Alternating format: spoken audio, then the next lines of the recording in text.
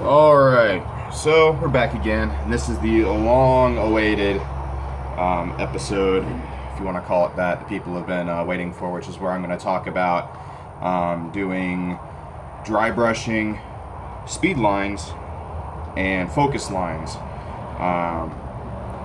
So I'm starting off with dry brushing, and the first thing I want to say is, let me just put my hand up here and make motion so it's a little more entertaining to watch.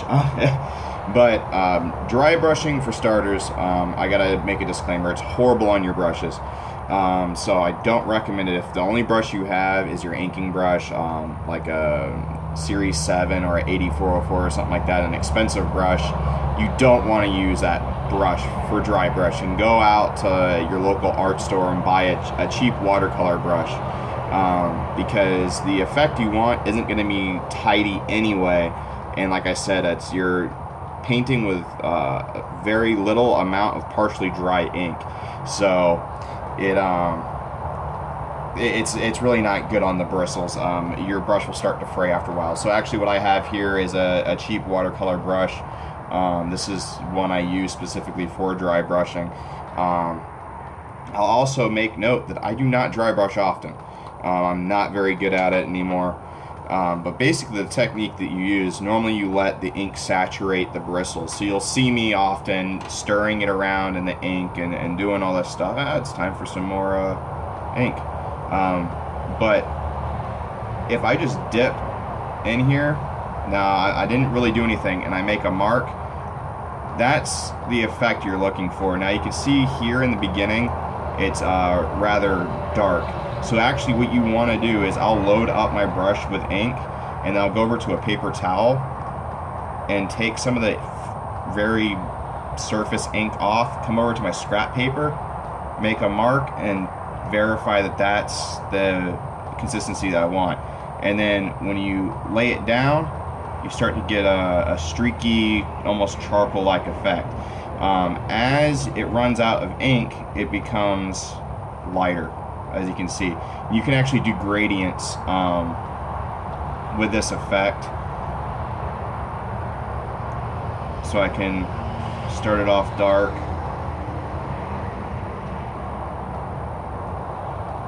and then slowly bring it out to a very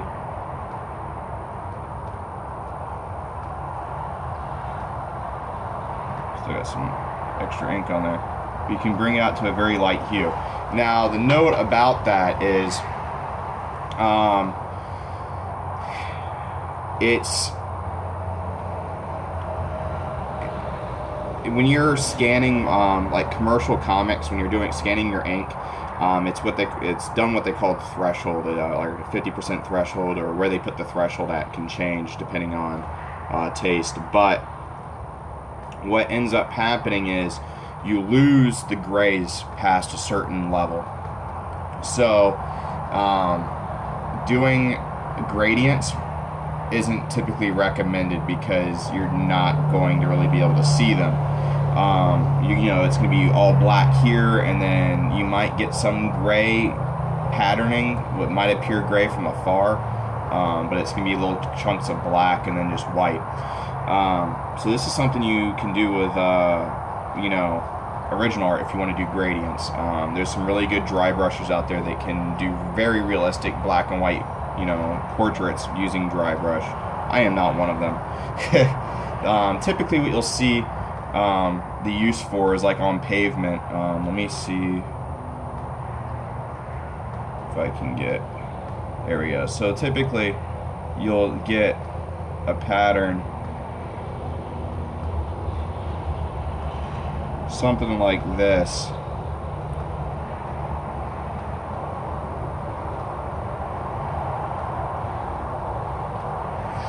It's going to be kind of rocky and hard, you know, or people might use it, and like I said, it's all done by taste, how you want to do it. A lot of other people do it sort of streaky, like that, which can be used for blood and things like that. So that's the basics of dry brushing. Load up the brush. You don't want to saturate the brush, so you're actually going to wipe off a lot of the ink. Test it, make sure you have the right level of ink on there, then go back and start your dry brush. Now also it should be noted that if you're dry brushing on vellum, it's going to have more of a texture to the dry brush versus smooth. So the texture of the paper will change how the dry brushing looks a lot. The quality of how well the brush is kept up, the more destroyed the brush is, the more interesting I think the dry brushing looks. So that's the basics of dry brushing. We'll get into now, start talking about, I'm going to do some ink effects. I actually wasn't prepared for ink effects because I don't have a toothbrush handy. An old toothbrush. So I'm going to do splatter in another video, just a short video talking just about splatter. The next thing, unfortunately I can't do one of them, or I'll try. It's going to be really weird. The first, you can do a type of splatter with a brush. Basically you're going to load up your brush, make sure it's got a nice blob of ink on it.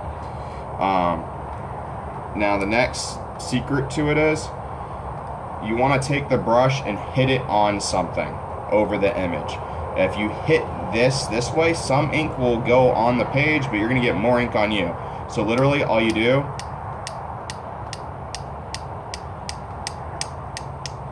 is tap the brush.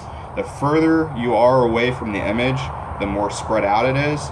So if I tap up here, I'm getting this big area, it's not as condensed. If I go up close, I'm gonna get a little more ink on there.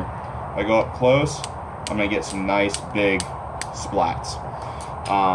That's doing a spray. Now, you can't really get a hard edge on the spray, but you can do masking. And what I mean by that, and I'm just gonna roughly demonstrate this real quick, but if I have an area, say a sword sliced through a character, I would actually go in on a separate piece of paper and on my cutting mat, cut out a stencil on paper and tape it in place. But for this example, I'm just going to use masking tape. So I'm just going to lay the masking tape down in sort of like an arc, like that. That's going to suck, but you get the idea. So, something like that. Load up the brush again. A little too much ink on there. See, I got some big splatters there, but do some tapping.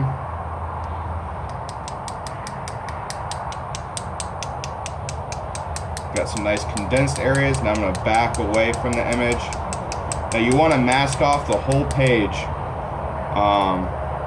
when you do your stencil, where you don't want ink, because you can't control where the ink lands. But in the angle, the direction that you hold the brush at will change the splatter as well. But basically, just trying to do this really quick, being really sloppy with it. Just want to give you the idea. Now when I remove what would be the stencil, which is the tape,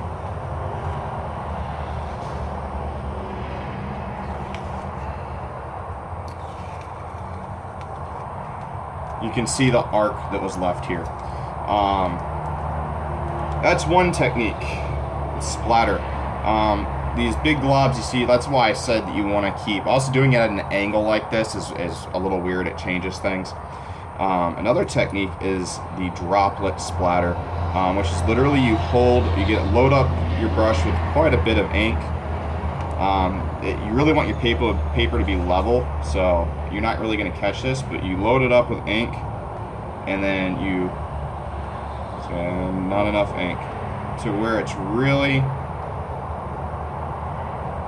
and then basically this brush doesn't want to hold a lot of ink, but it's going to start streaking, but you can see the actual droplets that are there. That's the basics of your different ink techniques. Now, there's another splatter you can do with a toothbrush, which I'll show you on another video after. I'm gonna have to go out and buy a toothbrush for it because I don't have mine anymore. I typically use that, but basically you put the ink on the toothbrush from like your inkwell, and you'll use a business card and rake the bristles back towards you so they fling forward towards the page, and that does a really nice splatter. You can use white or black ink. Sometimes if you have a really heavily contrasted area, you can go back and add some white splatter to break up the black splatter, which is a cool effect. Doing the toothbrush thing results in a really fine splatter, and it's a great way to do like stars.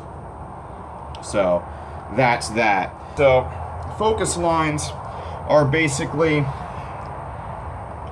I grabbed the blue pencil, but I have some sketch pencils here. Let me find an H. Alright, so focus lines are basically, you have a character, and this is hard without setting my hand down, but you could have a character here, right, face, right, and you're trying to draw attention to the face. So what focus lines are is you'll have lines that radiate in all directions from the face, right? So let's just make this a little face real quick. Add a little nose, a mouth, some eyebrows, whatever, some hair. So it radiates all towards the character. Now you have to plan it out. So basically you want where basically the focus lines stop approximately, and then you want kind of, if you can have it just be a white background, or you can have after a certain part where it goes to black, what they call beta focus lines. And then you kind of have to have another area where it's the minimum length of the line, like that. So you have some of the lines will only go to here, some will go all the way to here, etc. Now what you do, you'll need thumbtacks. By a thumbtack, I mean literally a thumbtack, and some masking tape, or drafting tape, artist tape. You're gonna put the tack through the tape like that. And I'm going to demonstrate two different techniques on here. So basically you have the tack poking through the tape, and the tack is over the center of the image. And then what you're going to do, let me dip up some ink real quick on a pen.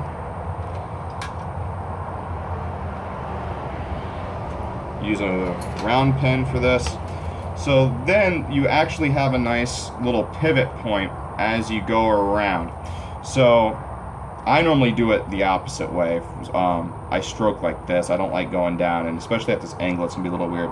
So my maximum, I'm gonna say, comes all the way to here. So basically, you can see I'm starting to get the effect here. What you need to know, I'll kind of demonstrate this over here. I don't know if you'll be able to see it, but basically you're gonna build it up. So I'm gonna have a short one. I move the paper. And it's going to go a little bit longer, and then, oh, need more ink. Do it without the ruler real quick, just to give you an idea. So basically you're going to have a short one, and it's going to ramp up. If you're to like zoom out, that's what it's going to look like. And you kind of do it at like random intervals. So I'm going to do another long one. So you can see I'm getting that effect there. Another thing that you need to know when doing these, the different pens are obviously going to result in a different technique. So that was with a Maru pen, a round pen. With a G pen, it's going to look something like this. It's going to be a lot more bold. And if you're doing beta flash, or beta focus line, sorry, you might want to use a G pen because it's going to be a lot darker. Your taper is going to be a lot bigger with a G pen. However, my favorite is the Hunt 102 for doing this type of stuff. The tape you get's really, really nice. So you get a nice thick to thin line going when you do speed lines or anything. Now speed lines are the same as focus lines, except they're parallel. So you're literally just going to go same sort of pattern,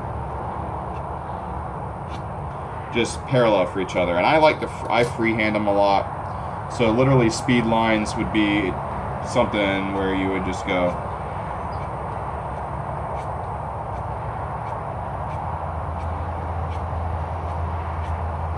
something like that. I'm not trying to make it look too good here. I just want to give you an idea of what to do. Now, the next part I want to show you is you can do focus lines that are curved. Yeah, so it's all going towards that angle. And I go like that, and then here, right?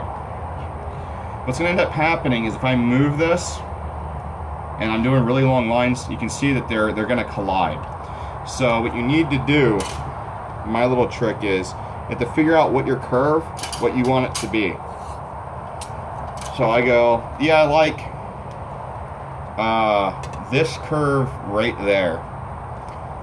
You can mark it on your French curve, but what I like to do is I'll make a little tab with some tape. And I get it as close to the edge as possible above the thumbtack, or right next to the thumbtack, like right on the edge. And now you have yourself a little pivot right there. So you're never going to lose your spot. So now I can literally come in here and do, like I said, I always stroke a certain way. But I can literally just come in here and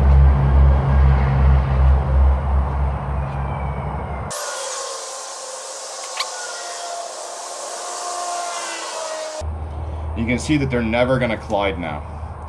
So that's just a little trick that I use when I'm doing curved focus lines going towards a character or whatever the scene may be. Alright, so do sort of the same thing again. I like this really steep curve here. I'm gonna put that in there, load up some ink, and let's see if I can do this. So basically again,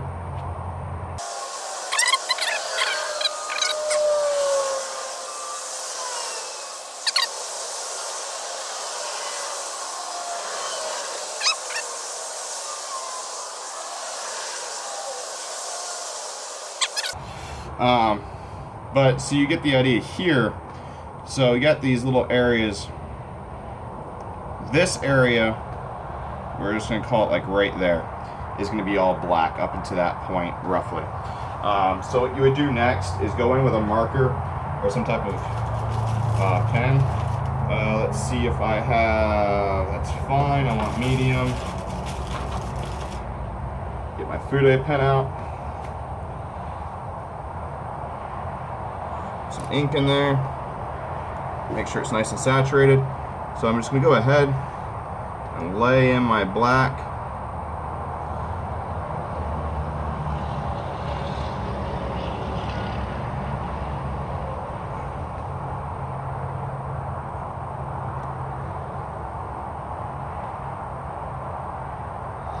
So that's the basic idea right there. So it's basically the panel border would be right there. This is all black. So then you have your character over here. So that everything up to that point would be solid black, and then it kind of breaks away into these little streaks going towards the character. That's beta focus lines. So again, I hope you found this informative. I know this is a really messy and sloppy example. I gotta go clean my templates off and everything because I got ink everywhere.